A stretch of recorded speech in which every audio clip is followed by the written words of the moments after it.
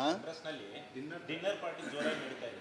Dinner party ಅಂದರೆ ಅಧಿಕಾರಕ್ಕಾಗಿ ಕಚ್ಚಾಡ್ತಾ ಇದ್ದಾರೆ, ರಣಹದ್ದುಗಳ ಥರ ಕಚ್ಚಾಡ್ತಾ ಇದ್ದಾರೆ.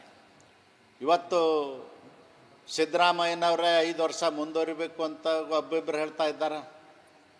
ದಲಿತರ ಮುಖ್ಯಮಂತ್ರಿ ಆಗಬೇಕು ಅಂತೇಳಿ ಪರಮೇಶ್ವರ್ ಮನೆಯಲ್ಲಿ ಸಭೆ ಕರೆದು ಮೀಟಿಂಗ್ಗಳನ್ನ ಮಾಡ್ತಾ ಇದ್ದಾರೆ. ಸತೀಶ್ ಜಾರಕಿಹೊಳಿಯವರು ಮನೆಯಲ್ಲಿ ಮೀಟಿಂಗ್ಗಳನ್ನ ಮಾಡ್ತಾರೆ.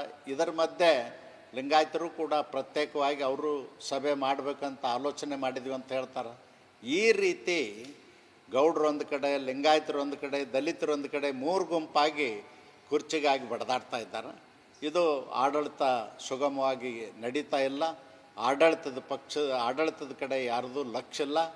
ಸರ್ಕಾರ ಅನ್ನೋದು ಒಂದು ಸತ್ತ ಹಣ ಆಗಿದೆ. ರಣಹದ್ದ ಥರ ಇವರು ಭ್ರಷ್ಟಾಚಾರ ಮಾಡಿ ಹರ್ಕೊಂಡು ತಿಂತಾ ಇದ್ದಾರೆ. ಹಾಂ, ಡಿನ್ನರ್ ಪಾರ್ಟಿ ಜೋರಾಗಿ ನಡೀತಾ ಇದೆ. ಡಿನ್ನರ್ ಪಾರ್ಟಿ ಅಂದರೆ ಅಧಿಕಾರಕ್ಕಾಗಿ ಕಚ್ಚಾಡ್ತಾ ಇದ್ದಾರೆ, ರಣಹದ್ದುಗಳ ಥರ ಕಚ್ಚಾಡ್ತಾ ಇದ್ದಾರೆ. ಇವತ್ತು ಸಿದ್ದರಾಮಯ್ಯನವರೇ 5 ವರ್ಷ ಮುಂದುವರಿಬೇಕು ಅಂತ ಒಬ್ಬೊಬ್ಬರು ಹೇಳ್ತಾ ಇದ್ದಾರೆ. ದಲಿತರ ಮುಖ್ಯಮಂತ್ರಿ ಆಗಬೇಕು ಅಂತೇಳಿ ಪರಮೇಶ್ವರ್ ಮನೆಯಲ್ಲಿ ಸಭೆ ಕರೆದು ಮೀಟಿಂಗ್ಗಳನ್ನ ಮಾಡ್ತಾ ಇದ್ದಾರೆ. ಸತೀಶ್ ಜಾರಕಿಹೊಳಿಯವರು ಮನೆಯಲ್ಲಿ ಮೀಟಿಂಗ್ಗಳನ್ನ ಮಾಡ್ತಾರೆ. ಇದರ ಮಧ್ಯೆ ಲಿಂಗಾಯತರು ಕೂಡ ಪ್ರತ್ಯೇಕವಾಗಿ ಅವರು ಸಭೆ ಮಾಡಬೇಕಂತ ಆಲೋಚನೆ ಮಾಡಿದ್ವಿ ಅಂತ ಹೇಳ್ತಾರೆ. ಈ ರೀತಿ ಗೌಡ್ರು ಒಂದು ಕಡೆ, ಲಿಂಗಾಯತರು ಒಂದು ಕಡೆ, ದಲಿತರು ಒಂದು ಕಡೆ 3 ಗುಂಪಾಗಿ ಕುರ್ಚಿಗಾಗಿ ಬಡದಾಡ್ತಾ ಇದ್ದಾರೆ. ಇದು ಆಡಳಿತ ಸುಗಮವಾಗಿ ನಡೀತಾ ಇಲ್ಲ.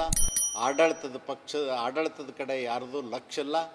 ಸರ್ಕಾರ ಅನ್ನೋದು ಒಂದು ಸತ್ತ ಹಣ ಆಗಿದೆ. ರಣಹದ್ದ ಥರ ಇವರು ಭ್ರಷ್ಟಾಚಾರ ಮಾಡಿ ಹರ್ಕೊಂಡು ತಿಂತಾ ಇದ್ದಾರೆ.